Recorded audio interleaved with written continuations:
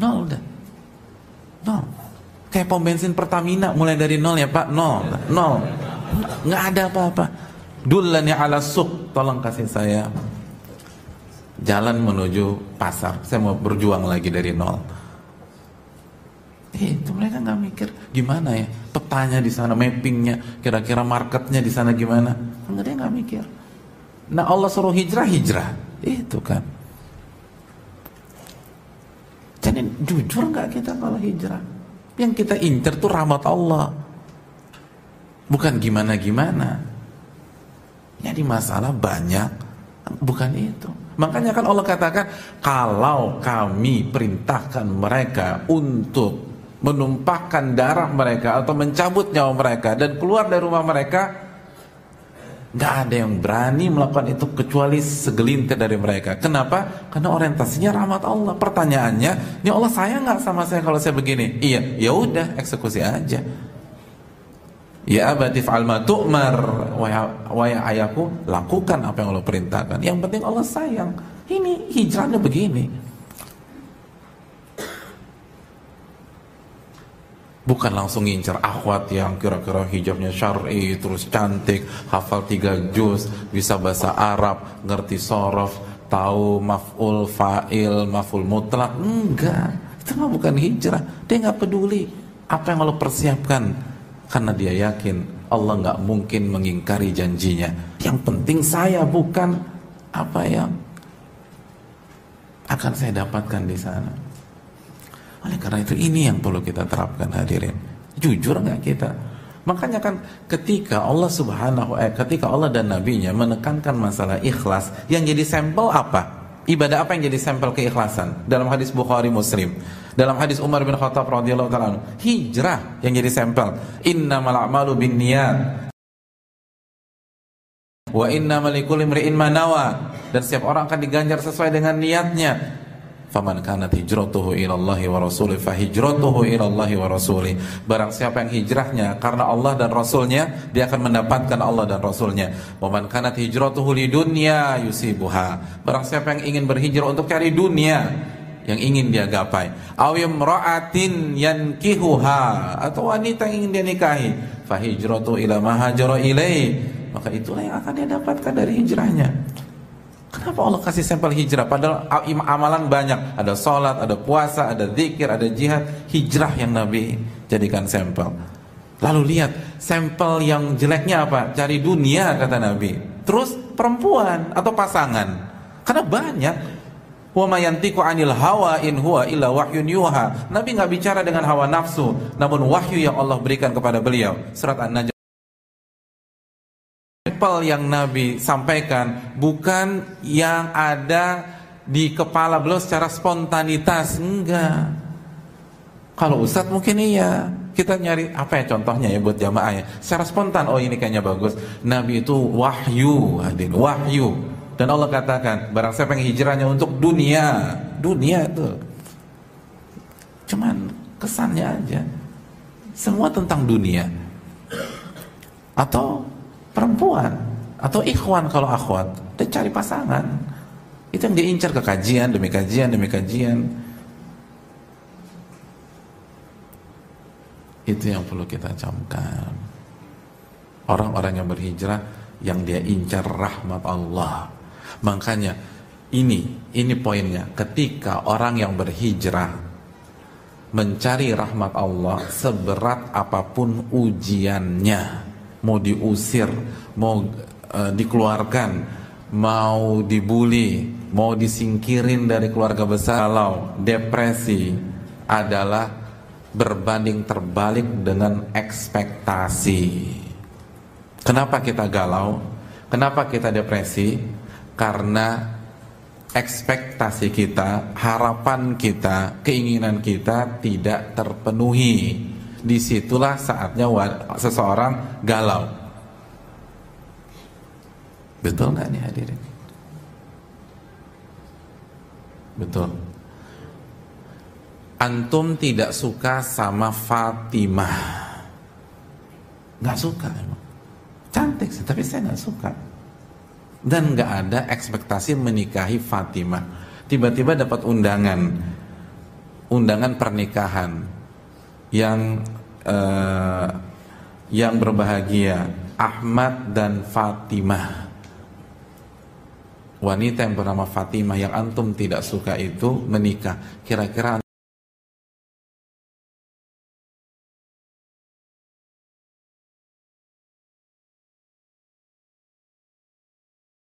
antum galau nggak? Depresi? Enggak, saya nggak ngincer dia, ngapain galau? Mas antum tiba-tiba nangis? Lucu. Tapi kalau antum punya ekspektasi, punya harapan untuk menikahi Aisyah, bagi antum dia wanita yang sempurna buat mendampingi hidup antum. Dan rencananya besok antum mau mengkhitbah dia. Malam ini dapat undangan Muhammad dan orang, karena harapannya nggak dapat. Harapannya mentok, gagal, hancur, stres orang. Jadi orang stres, orang galau bukan karena beratnya masalah, tetapi ekspektasinya nggak dapat. Nah sekarang pertanyaannya, mungkinkah orang galau dan stres kalau ekspektasi, harapan dan niatnya rahmat Allah? Nggak mungkin. Nggak mungkin galau. Kenapa? Karena di kondisi apapun itu bisa dia lakukan. Dia kaya, bersyukur, dapat rahmat Allah. Dia miskin, sabar, dapat rahmat Allah. Dapat tuh. Terus buat apa lagi jalan? Buat apa lagi stres? Buat apa lagi depresi? Oh dapat. Beda kalau kita cari dunia. Itu yang berat. Itu beda kalau kita harapkan pujian orang. Itu yang bikin hancur. Karena nggak mungkin semua manusia muji kita. Ridhon nas ghayatul la tudrak, kata Imam Syafi'i.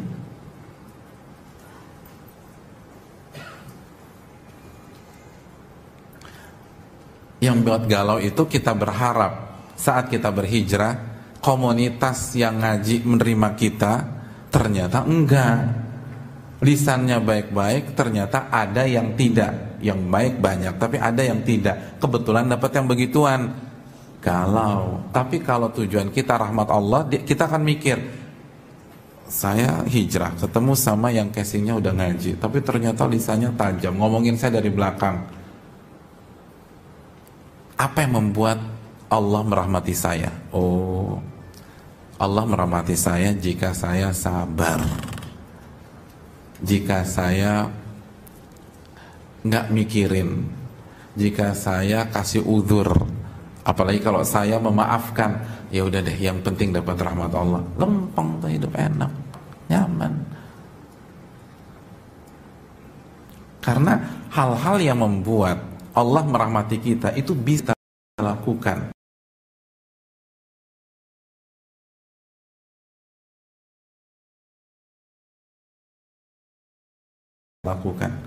Contoh, misalnya Allah merahmati kita kalau kita sabar, bisa. Kalau mau kita bisa sabar.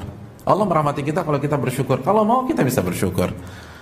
Tapi kalau kita ngincar pujian orang, gimana kita paksa semua orang muji kita? Nggak bisa. Itulah pintu masuk buat kegalauan, depresi. Akhirnya mundur. Kita pengen kaya, nggak bisa kita paksain diri kita kaya besok. Itu yang bikin hancur. Oleh karena itu hadirin yang dirahmati oleh Allah, yang pertama jaga niat dan keikhlasan dan jujur kepada Allah. Karena orang yang berhijrah, hati mereka hanya mengharapkan rahmat Allah, bukan mengharapkan support dari manusia, pujian dari manusia, dukungan dari manusia. Itu nggak penting. Dan camkan baik-baik, ketika kita mengharapkan rahmat Allah, itu dunia jadi followers kita di belakang. Sebagaimana para imam mendapatkan pujian tanpa mempedulikan dipuji atau tidak dipuji. Sebagaimana Nabi Muhammad SAW sampai hari ini dipuji oleh manusia, diikuti oleh miliaran manusia. Padahal selama hidupnya beliau nggak pernah ngarepin manusia. Cara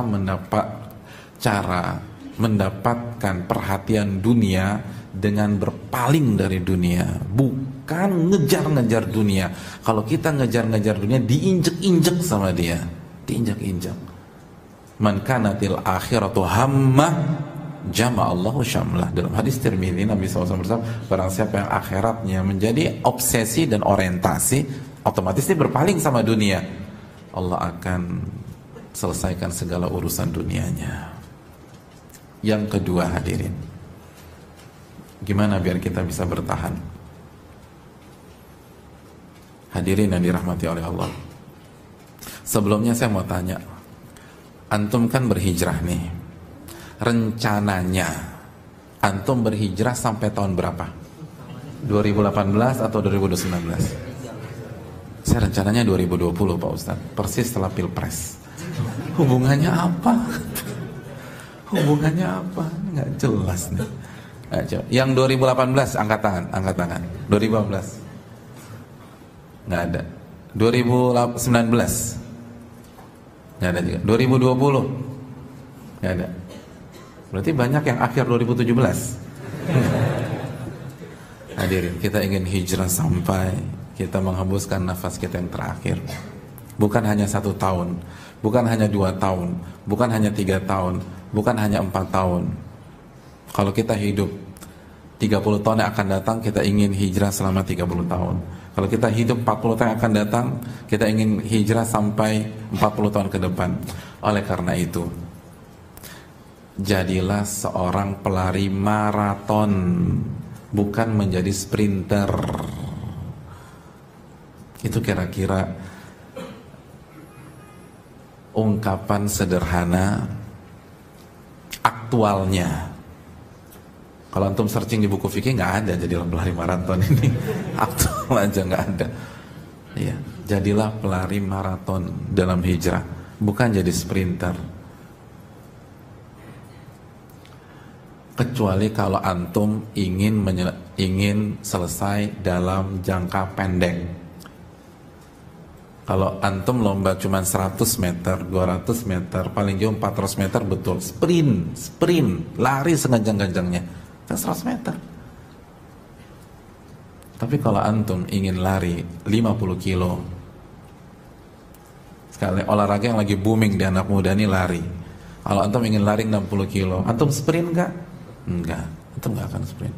Kenapa antum nggak sprint? Karena kalau antum sprint, di kilometer kedua antum keluar dari area pertandingan, nggak bisa. Jangan sprint, jadi pelari maraton. Jangan juga diam, ditembak antum diam, jangan, lari. Tapi jadi pelari maraton, terus berlari, jangan diam. Jangan hanya melangkah, lari. Apalagi itu udah ketinggalan. Yang keponakan kita udah sampai Ali Imran baca Al-Qur'annya, udah sampai Al-A'raf baca Al-Qur'an kita, misal alif fata'ab, ba doma bu abu, jadi susah gimana. Lalu kita masih lari tapi jadi pelari maraton. Jangan terlalu cepat, tapi jangan diam juga, apalagi mundur, apalagi muter balik. Nggak ada orang lomba lari ada muter balik, tuh nggak ada. Terus lari ke depan. Ini dalam, hadirin. Dan yang jadi masalah, banyak yang hijrah di awal-awal jadi sprinter semua. Semua dikejar sama dia, semua dibaca, lalu langsung dipraktekkan di dalam keluarganya. Bukannya praktekkan, didakwahi semuanya, dikumpulin tuh seluruh keluarga besar. Seperti Nabi mengumpulkan orang-orang Quraisy. Ya benar, Nabi mengumpulkan orang Quraisy itu setelah berapa tahun beliau eksis dengan mereka. Gak bisa. Semua kajian dikejar, semua dikejar. Gak ada ulama begitu. Ulama belajar satu-satu. Dan wajar secara psikis seseorang yang sedang menikmati hal yang baru itu cenderung berlebihan. Karena kecil dapat mainan baru dimainin terus tuh. Tapi kalau orang tuanya tidak punya manajemen waktu dan frekuensi, Saat si anak mainkan mainannya, kira-kira bosannya kapan? Cepet. Beda dengan yang dibatasi, kamu hanya boleh main di weekend ya 3 jam. Itu lama tuh. Jadilah pelari maraton. Lari tapi bertahap. Lari tapi bertahap. Itu metode Allah dan Rasulnya. Kenapa Abu Bakar bisa eksis, Umar bisa eksis, Ali bisa eksis, Uthman bisa eksis? Karena mereka pelan-pelan, hadirin. Allah berfirman dalam surat Al-Isra ayat 106, wa Qur'anan faraqnahu litaqra'ahu 'alan nasi 'ala mukth wa nazzalnahu tanzila. Al-Quran kami potong-potong saat kami turunkan, potong-potong, nggak komplit Al-Fatihah sampai An-Nas langsung disuguhkan, kami potong-potong. Biar apa? Litaqra'ahu 'alan nasi 'ala mukth, agar Anda wahai Muhammad menyampaikan kepada manusia sesaat demi sesaat, potongan demi potongan, pelan-pelan, pelan-pelan. Mukth, jeda dulu, lanjut lagi, jeda dulu, gak sprint, enggak. Wa nazzalnahu tanzila, dan kami turunkan itu secara berangsur-angsur. Ini blind spotnya orang yang hijrah, karena mereka berpikir yang mereka lakukan jelas-jelas ibadah, tapi mereka lupa setiap ibadah ada dosis. Sebagaimana sholat rokaatnya ada dosis, ngaji juga harus ada dosis, yang kita baca juga harus ada dosis. Perubahan dari satu fase ke fase yang lain harus ada dosis. Kalau enggak bisa. Apalagi bagi orang-orang yang sebelum hijrah masa lalunya benar-benar kelam, gak bisa langsung jungkir balik begitu, hancur. Pelan-pelan, pelan-pelan. Ini fenomena sehari ini. Baru hijrah 1-2 bulan yang lalu, langsung pertanyaannya bab 9. Padahal bab 1 belum dibaca, bab 2 belum baca, bab 3 belum dibaca, bab 4 belum dibaca, bab 9. Ustaz, gimana? Ustaz, tolong yang tegas, Ustaz. Yang tegas aja. Gimana yang tegas? Umar minta Allah tegas aja dalam masalah khamar, Allah nggak tanggapi. Baru setelah perang Uhud Allah turunkan tuh surat Al-Maidah ayat 90. Innamal khamru wal maisiru wal ansabu wal azlamu rijsun min amali syaitan fajtanibuh la'allakum tuflihun. Baru Allah haramkan. Umar minta dari dulu. Udah langsung, ini kayaknya nggak asik gitu ya. Kan nggak asik jenggotan itu mabok begitu-begitu kan. Niatnya juga nih gimana sih? Coba tuh nggak cocok lah. Umar ya, dan secara fitrah kan emang khamar itu nggak cocok sama fitrah. Jadi Umar udah gelisah, minta kapan nih tegas? Tegas. Tapi yang siap baru Umar, yang lain belum siap. Sebagaimana ucapan Aisyah radhiyallahu taala anha yang pertama dalam hadis Bukhari, Aisyah mengatakan yang pertama kali turun itu ayat-ayat tentang surga dan neraka. Sampai manusia sudah mantap benar imannya, baru turun halal dan haram, baru turun hukum, baru turun halal dan haram.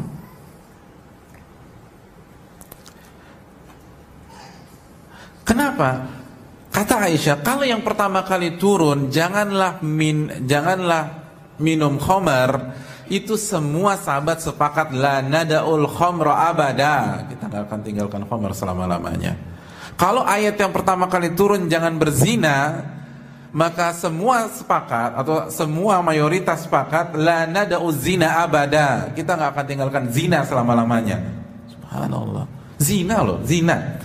Di hari ini nggak perlu ngaji untuk tahu zina itu haram, zina itu nggak bagus. Orang nggak pernah ngaji, nggak pernah datang ke Masjid Abu Bakar, ke Masjid Istiqlal, ke Masjid Sunda Kelapa atau Masjid Al-Azhar itu ngerti zina haram, khamr haram. Di zaman sahabat gak bisa. Kalau pertama kali langsung ditolak sama mereka, ditolak.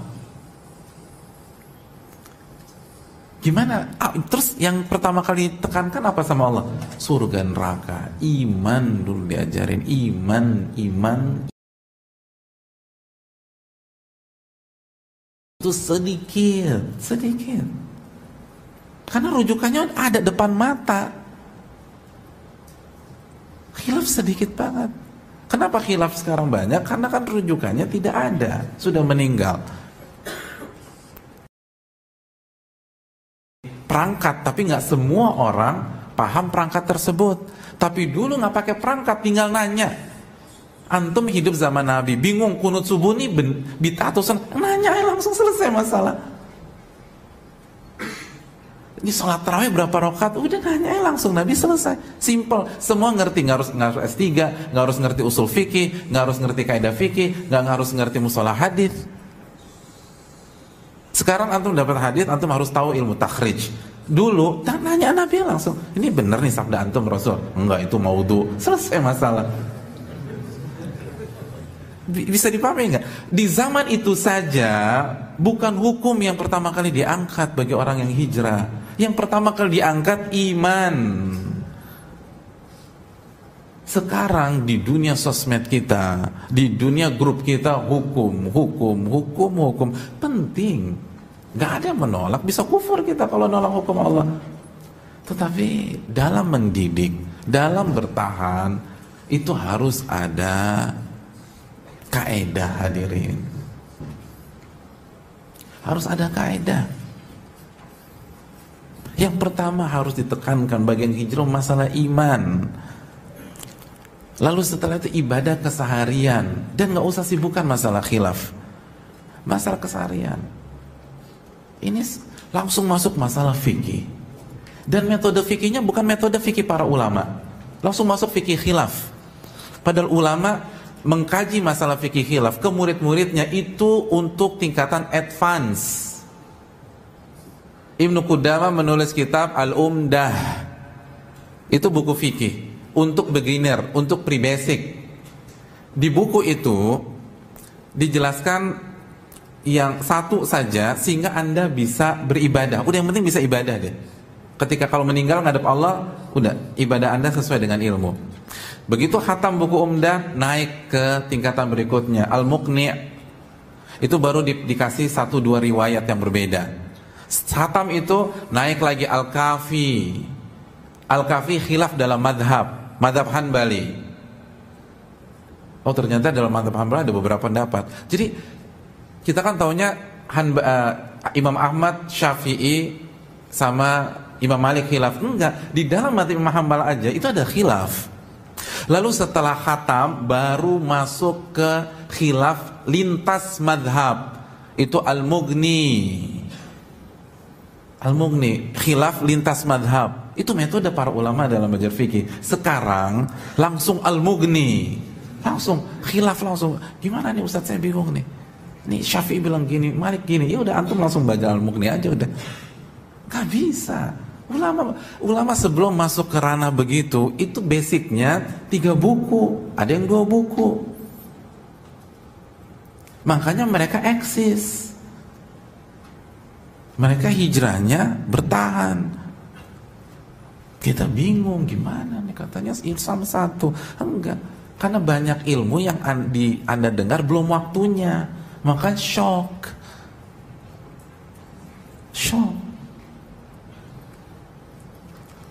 Kayak anak pengen belajar matematik, hari pertama langsung aljabar. Kan bingung, ya Allah, matematik susah banget, stres saya. Tobat saya belajar matematik, langsung aljabar. Enggak, matematik gampang asal bertahap. Ini orang belajar aljabar, bedain angka 6 sama 9 aja masih bingung nih, 6, 9 ya. Bingung deh, belum pernah belajar angka sama sekali, langsung aljabar. Ya stres. Begitu juga dalam belajar bertahap. Dan pelan-pelan. Jadi pelari maraton, terus berlari, terus belajar. Tapi nggak semuanya dia ini kan.